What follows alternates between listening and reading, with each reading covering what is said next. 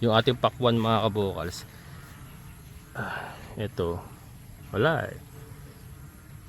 Kahit buhay pa siya eh, oh. Kaya lang ilang piraso na lang naman kasi. Tanggalin na natin. Tingnan natin yung laman mga kabukals. Tingnan natin ano kaya laman nito. Saka na tayo magpapakwan.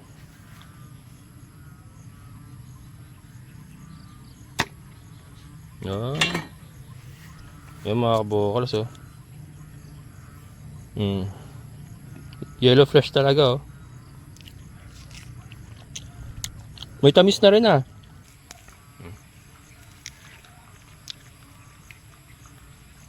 May buto na oh. Matamis mga kabukals. Matamis.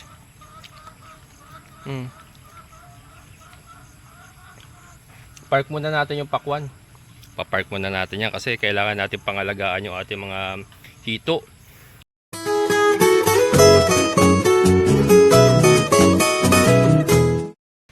Pasok ka doon. Bella! Bella! Dito. Bella! Dito. Pasok. Isang maulan na araw mga kabukals. Kangkong. Mga itlog natin mga kabukals. Dami na oh. Magtitimbang na ako bukas para alok na natin dun sa tindahan na prospect ko. Prospect.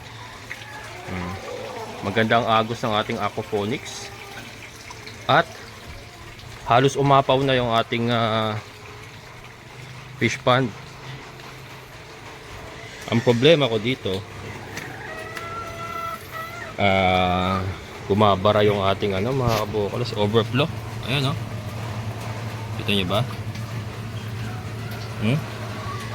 Kasi yung screen na ginamit natin, yung pino parang kulambo. Hindi pala dapat ganun. Well, kasi ang plano ko noon kasi magpi-fingerlings na maliliit. Baka sabi ko, kasi unang plano ko tilapia sana mag-breed tayo. Kaya lang, yun nga, pag nag-overflow, baka lumabas yung fingerlings. Kaya pino po yung pinalagay ko. Kaya ayan oh. Nakita nyo oh, half moon na yung yung tubig oh. Dapat yan nakalabas na eh. So ang gagawin ko dyan, tatanggalin ko yung mga kabukals. Papalitan natin ito. Pero dito na natin kakabit sa labas dito. Itatali ko na lang. Gugumahan na lang natin mga kabukals. Tapos sisirain ko na yung nandun sa loob para makalabas. Kasi ayun oh, halos nasa labi na oh. Halos nasa labi na yung ating tubig. Ano na. And tuloy-tuloy ang ulan mga kabukals. Siguro hanggang bukas pa ito. May bagyo tayo eh. Yan ang gagawin natin ngayon. Tapos mamaya magtatanim tayo ng kangkong. Pupunuin na natin ng kangkong yung ating aquaponics.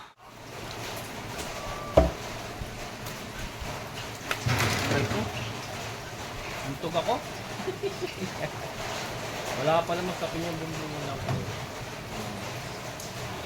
Yan. Ano natin? Tatapalan ko muna bago ko sirain.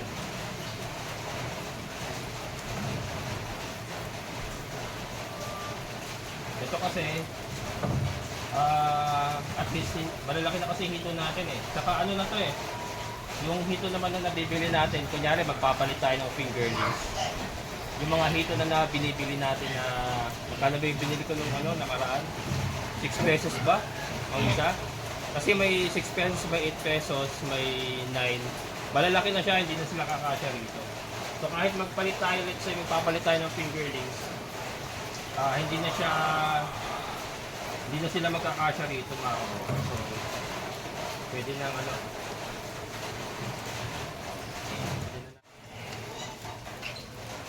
Ayan mga kabukals, so bubutasin na natin yung yung nasa loob. Sisirain ko na.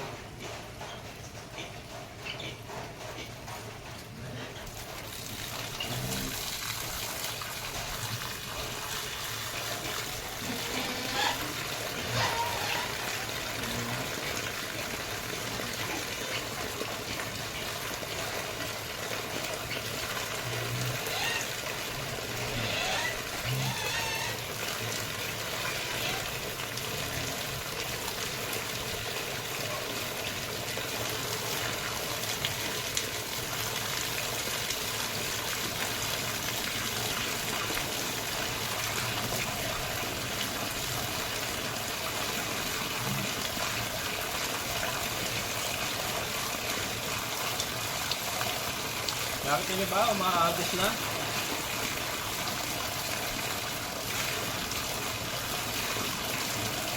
Yan o. Lakas o agos o. Mga kabukals o. Yan. Yan dapat. Ganyan dapat ang overflow. Ito kasi yun mga kabukals. Yung net sa loob. Ayan o. Di ba pinong-pino? So bumabara yung dumi. Kaya ano. Hindi makalabas. Yan. Ayan, bumabara pa nga rin, no? Bumabara pa rin mga kabukal. So, pero at least, ano, hindi na mapipigilan. So, kahit pa paano, lalabas pa rin yan. Tapos, lilinis-linisan na lang natin yan. Pagka talagang puno na. Mapupuno kasi yan, ito.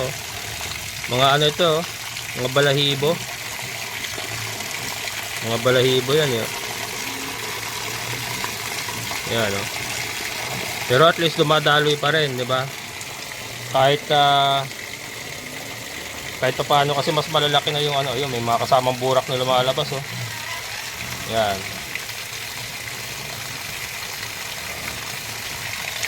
Dami niya tinatapon, no? Hindi kasi ano eh, talagang ano, hindi tumatapon mga kabukas eh, yan. Ayan, so nakalalabas na siya riyan, no? So, okay lang kahit may mga bumara. At least hindi siya basta-basta ano. Saka sumasama yung mga burak, kaya no, yan no, yung mga ganyan. Sumasama. Lumalabas din. Yan.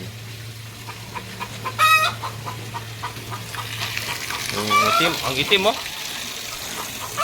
Oh mga kabukals yun, diretso yun sa kanal sa baba. Yan. Pero ito kailangan ko mapalitan ito. Kasi baka pag bumara na, hindi ko kunyari sa gabi bumara, bumigay itong ano, marupok na. Ayun, may sumasamang burak mga kabukal. May sumasamang burak. Yan, so okay na yan. So at least ano, para mas maganda itong ano, pabayaan lang natin itong overflow kaysa yung minomotor ko. Parang kasi ano yung nangyayari mga kabukals, lumalabas din kaagad yung tubig ulan. Yung bagong tubig ulan na pumapasok, lumalabas din, nahihigop din ng motor. Unlike ito, parang mas maganda na ano, na hayaan na lang natin yung overflow. At least dito may sumasamang mga burak talaga palabas. Ayan. Yan, okay na yan. Kasi kahit umabot dito sa bandang itaas, maglalabas pa rin ang tubig yan. Tapos yan, siyempre may ipon ng mga dumi dyan. Madali natin matatanggal yung mga dumi niya. Itatanggalin natin yung net, tapos susungkitin natin yung mga dumi palabas. Malilinis din natin. Yan. So ayos yun. So habang maulan, tuloy-tuloy lang po yan sa pagbabawas habang maulan. Itong ating aquaponics tuloy-tuloy. Nakakatulong din po itong aquaponics mga kabukals kasi pinagagalaw niya yung tubig sa ilalim eh. Ay ang bagsak ng tubig ng galing sa ating aquaponics. Pinagagalaw niya yung tubig sa ilalim. Kaya na itutulak yung maduduming tubig na itutulak din papunta ron. Ayan po. Kaya ayan, malaking tulong din po yung ganyan. Yan, so tara mga kabukals, sanin na natin yung mga ano. Maliligo na ako sa ulan ngayon, tapos pagkatapos maliligo na lang ako para ano, at least matapos ko na yung ano, ating improvement na ginagawa sa aquaponics. Kasi pagka walang ulan mga kabukals, napansin ko tumataas ang ammonia talaga. Kasi wala na tayong halos halaman dun eh. Tinanggal na nga natin yung mga patola, tapos yung mga pakwan hindi naman masyado ring tumubo. Kaya yan, pupunuin natin ngayon ng kangkong. Si Milky mga kabukals, walang malakas ulan. Tuloy lang sa pagkain. Ayan. So andito tayo sa ito isang lote ni Sir June nga nung pinagsusugaan natin ng kambing natin, at saka ayan, dito nakatayo yung ating aquaponics. Yung ating pakwan mga kabukals. ito, wala eh. Kahit buhay pa siya eh, oh. Kaya lang ilang piraso na lang naman kasi. Tanggalin na natin. Tingnan natin laman mga kabokals. Tingnan natin ano kaya laman nito. Saka na tayo magpapakwan.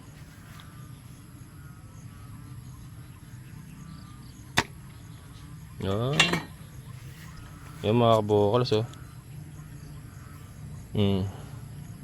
Yellow fresh talaga oh. May tamis na rin ah. May tamis na rin mga kabokals.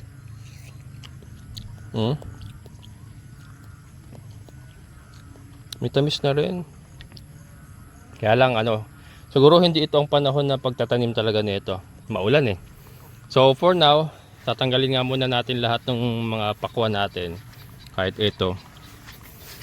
Itong isa oh. Ito rin oh. Tikman nga natin to. Matamis na rin eh.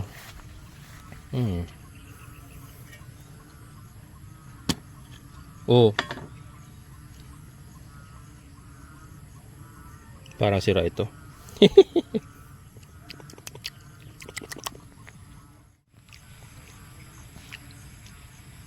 Matamis na rin mga kabokals oh. Pero ito, mas maganda lasa nito talagang kasi buhay pa ito eh.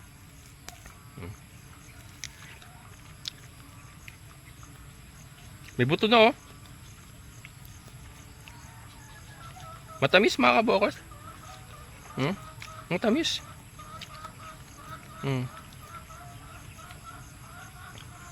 Park muna natin yung pakwan. Pa-park muna natin yan kasi kailangan natin pangalagaan yung ating mga hito. Gawa nung pagka wala ng ulan, sobrang tumataas yung ammonia kasi wala nang wala nang halaman halos dito sa ating aquaponics yo. Yung mga pakwan nga hindi naman masyadong gumaganda. So yan. Tatanggalin natin lahat ng pakwan and palitan natin ng kangkong. Yan, ito nga yung mga nauna nating tinanim na kangkong. Ayan oh. Ito ang gaganda na ng tubo dito sa taas oh. Halos kompleto na oh. Kaya kailangan natin mapalibutan ng kangkong. Meron lang tayo isang namatay. Ayan. Meron lang isang namatay. Uli kasi wala naman oh. Halos hindi rin naman nag-ugat yung mga pakwan. May ugat man, konting-konti lang. So okay lang yan. Napansin ko yung iba na mamamatay. Siguro ang magandang technique dito kasi nga ang nag-uugat yan sa node. Ayan oh, yung bukong niya. Kita niya ba yan? Ayan yung ugat niya oh. Siguro maganda. Yan, nakalubog siya. Pero kailangan yung ayan. Ito yung node. Yung isa pang node, yung second node niya. Maganda siguro ito yung nandito sa may pinaka level nung kasi pagka sobrang taas yung isang node, nabubulok lang din yung gitna ba. So ito kasi mag-uugat pa yan eh. So yan na yung kakapit siguro sa ayusin lang natin. Yan yung kakapit. Parang marami ito. Gawin ko dalawa siguro. Marami naman itong ating kangkong na nabili.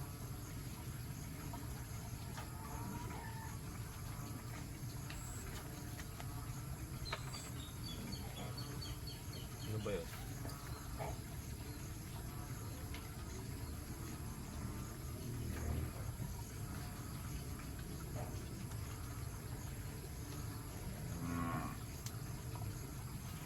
Yan.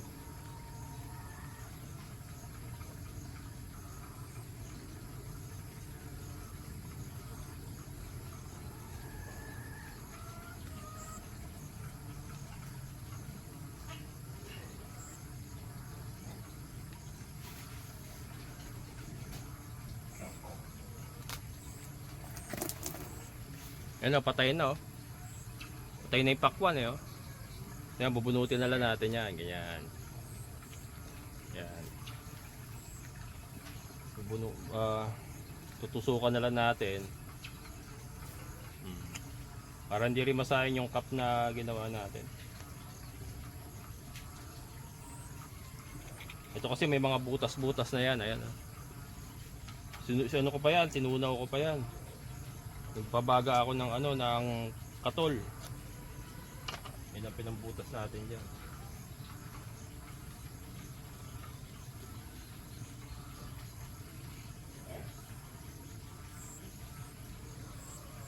Meron din talagang meron pa rin talaga namamatay.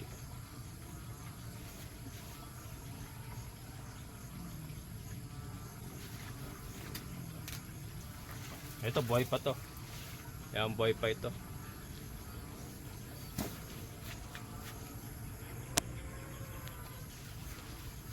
Kaya lang bunutin na natin. Tingnan nyo, buhay pa siya, kaya lang walang masyadong ugat wala tayong masyadong nakita ugat So wala talagang kumakain ng nitrate na napoproduce natin sa ating pond. Kaya itong nakarang araw nung walang ulan, talagang naamoy ko tumataas yung ammonia. So yun, medyo nagwo-worry ako.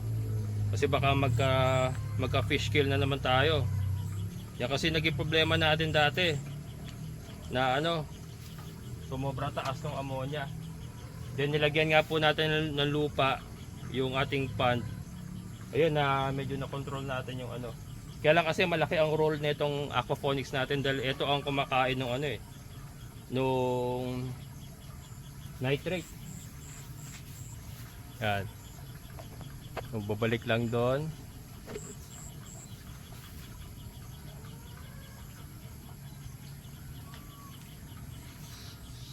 Tapos tatanggalin ko na itong wala namang yung bagging sira din. Sira din yung mga pinagawa nating bagging. Wala rin palang tibay na maasahan doon sa panaling binili natin yung ginagamit niya sa pambalag. Nalulusaw din. Sabi pambalag daw yun Kaya akala ko tumatagal siya pero hindi rin pala. Siguro parang isang one cropping lang siya tapos palit na rin. Dito muna tayo mag-concentrate sa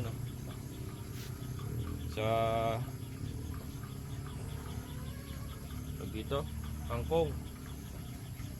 Ito mga kabukals, multi-purpose ang mangyari nito. Pwede itong pakain sa ating mga alaga, sa baboy, halo natin sa Madre de Agua. Pwede rin pang ulam-ulam. Ito nga yung binili kong ito mga kabukals, yung binili ko 2 tali ito Sinamahan ko yan ng tokwa, 30 pesos na tokwa. Tapos Knorr cubes, pork Knorr cubes. Tapos toyo, suka. Parang adobohin mo lang siya pero lalagyan mo siya ng oyster sauce. Sarap So isa pong lutuin na magagawa natin pag marami na tayong na-harvest na kangkong. So wala ring makakatulong din sa pang-araw-araw na pang-ulam. Pag wala tayong ulam, wala tayong pambili. Pwede tayong luto ng adobong kangkong with oyster sauce with tokwa. Matindi na sustansya nun mga kabukas, yung tokwa tapos kangkong. Matindi-tindi na sustansya nun.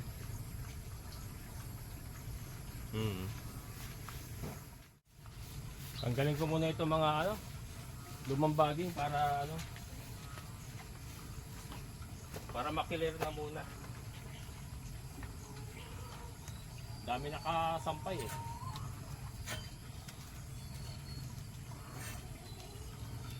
Yan, pati itong mga lumang mga lumang tuyong patola yan. Tanggalin na natin lahat yan.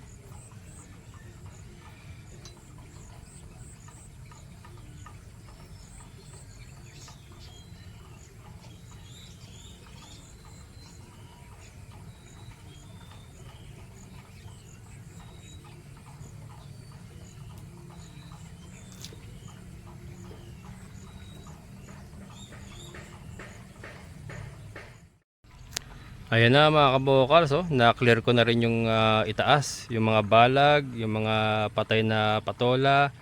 Natanggal na natin yung mga pakwan. Natanggal na natin. Ayan na.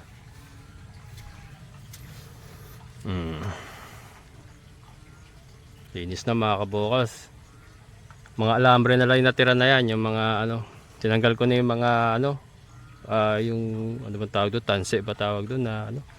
Nalulusaw din pala yun. So yan lang muna natin ganyan, at least nakaporma pa rin, madali lang naman lagyan yan ng tanse kung papakatay pa rin tayo. Pero ito na, ganda na tignan, no? Punong-puno ng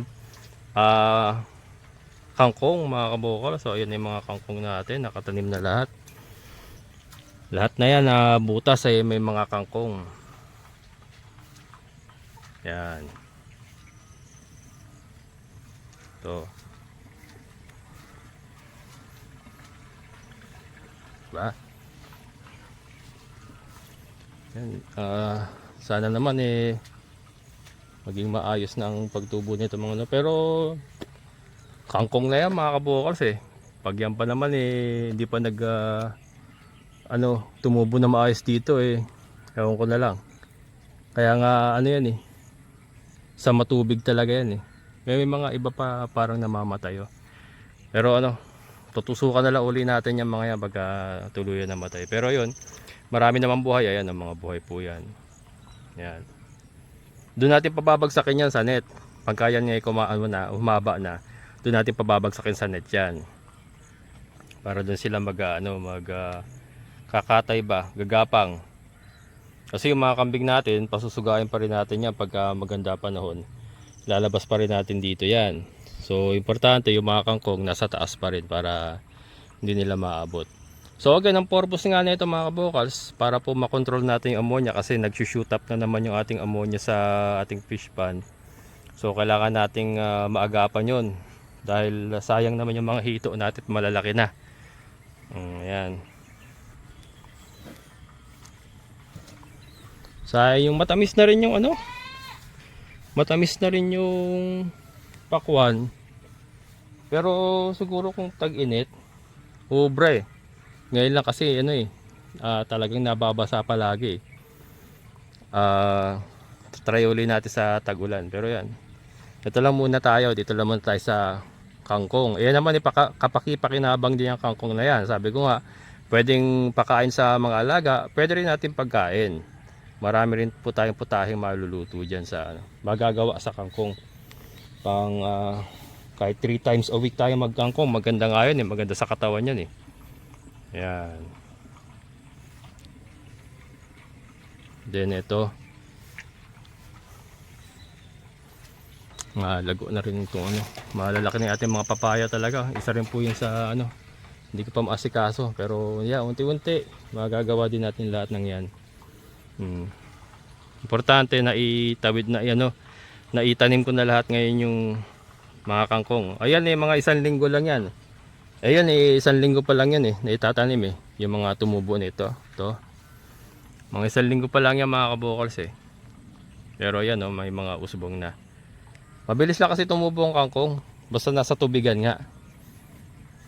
Yan. Hindi tayo magtapos sa taas, silipin natin yung ating matagal-tagal kong hindi nasilip itong ating overflow filter. Diyan po bumabagsak muna yung tubig na nanggagaling sa fish pond.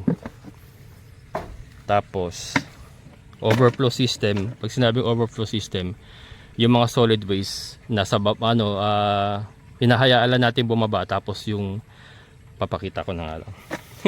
Pero I'm sure sa mga dati na sa channel ko, alam niyo naman po yung sistema na yan. Ayan, nasa taas na tayo. Yung ating mga papaya, lalagpas na pala sa bubong lalagpas na sa bubong mga kabokals. Ating mga papaya. Ngayon lang ako nakapagpabuhay ng papaya na gumanda ng ganyan mga kabokals. Ngayon lang. Sana wag magkasakit. Nagkakasakit kasi yan, lalo na kung tag-ulan. Magugulat ka na lang kay lusog-lusog na ganyan. Tapos biglang maninilaw. Unti-unti na nalulugas yung mga dahon. Ganyan po yung papaya Pero sana wag naman. Hindi naman naiipunan ng tubig dun sa sa kinatataniman nila. Ayan. So ito yung ating overflow system, overflow filter. Nalulusaw din pala itong ano nito. Itong ano bang tawag, nakalimutan ko pangalan nito. Nalulusaw din pala ito. Nalulusaw din. Ayan. Lagyan nga natin ng ganito kasi para hindi masira yung ating drum sa sikat ng araw. Pero nalulusaw din pala. Pero ayan, ito na mga kabukals, yung ating overflow system, overflow filter. So ito, yung hose na ito, yan po yung nanggagaling doon sa ating motor sa fish pan. So pinapump na rin ito, dito niya binabagsak. Ayan o. Yan po, nakabaon po yan sa uling, lupa, saka konting graba. Tapos, yan, umaapaw po yan. Ayun. Ayan po yung ating overflow system. Ayan. So, umaano lang siya. Sa ibabaw siya dumadaan mga kabukals. Pero itong hose na ito, ang tubig na binabagsak niyan, sa ilalim nagdadaan. Nakabaon nga kasi yan sa uling, lupa, saka konting graba. Tapos, ayan. Yung tubig sa ibabaw, siya pong pumapasok dito sa ating drain, na siya naman pong pumupunta na diretso doon sa ating aquaponics pipe. Yan, paikot and then pabalik na naman doon. Ayan, yung kulay blue na yon, pabalik na yon doon sa ating fish pan. Gagaling ko na nga itong bawasan ko lang. Gupitan ko siguro. Na pupunta rin sa tubig. Baka bumalik sa fish pan, makain ng mga hito. Kaya bawasan ko muna. Balik ko lang natin. Yan, binawasan natin yung taas. Ayun, ginupitan natin. Kaya lang ito pala, na rin, parang palusaw na rin yung sa gilid. Ang problema naman nito, sa damo naman magkakalat. Yung mga kambing naman natin ang delikado makakain.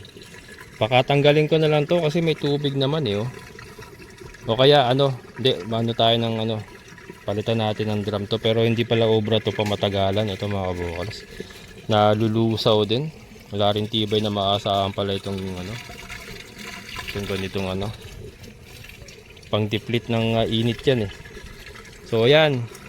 Pero siguro mga kabukals, kasi puno naman siya ng tubig palagi hindi naman siguro basta-basta masisira ng araw itong ating drum kahit wala ito mga kabukals. So baka tanggalin ko na rin to, kaya lang wag muna ngayon kasi alanganin ako sa oras, pupulutin ko pa kasi magkakalat yan Pagka ito tinanggal natin, magkakalat yan. Pero yun, yung ibabaw lang muna tinanggal ko. Baka tanggalin ko na lang tong buo. Total, siguro hindi naman siya masisira basta-basta gawa nung lagi may tubig, malamig.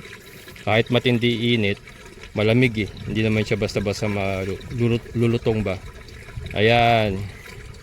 So ayan mga kabukals, still looking good yung ating overflow filter, and yung ating mga kangkong ay nakatanim na sa ating aquaponics.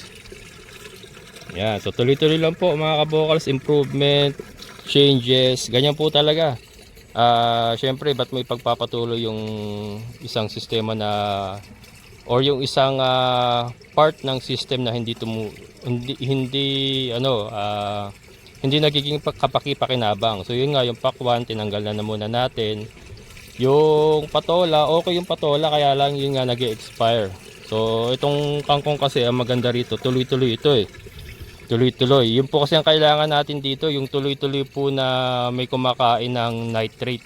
Kasi ang main business nga po natin dito, hindi naman po yung aquaponics, kundi yung manukan natin, yung ating layers na nasa ibabaw po ng fish pond, na kung saan meron po tayo mga hito na kinokontrol naman yung pag-accumulate ng mga droppings nila sa pamamagitan ng pagkain ito. Kinakain ng mga hito natin yung mga poops ng ating mga manok, para po less maintenance na, hindi na po natin pinoproblema yung pagdadakot, pagpapala ng mga pupo ng ating mga manok, at hindi po tayo nangangamoy at hindi tayo nilalangaw. Yan. So yun po yung kumbaga, itong mga kangkong, itong nakatanim sa ating aquaponics is a small chunk ng isa pong malaking system na ito nga, yung ating chicken ponics. So hindi naman po ito ating main income generating Hindi naman yan ang main income generating, kundi yung mga manok po natin. And yung mga hito, 'di ba? Papakita ko po sa inyo mga kabukals, mapapakinabangan po 'yan. Palalakihin lang po natin sila ng malaki-malaki. So sa ngayon po ay zero costing tayo sa pagkain sa kanila, hindi tayo bumibili ng anumang pagkain. Pero po ayan patuloy po sila sa paglaki ng libre, 'di ba? And tinutulungan po tayo maglinis ng mga poops ng ating mga manok at tinutulungan po tayong kontrolin yung langaw at saka yung lamok. Yan. So yan mga kabokals, another day, another vlog. Ito lang po muna maibabahagi ko sa inyo for today. Maulan pero medyo tumigil na ngayon, ewan ko lang mamaya. Kaya maraming salamat, amazing na buhay.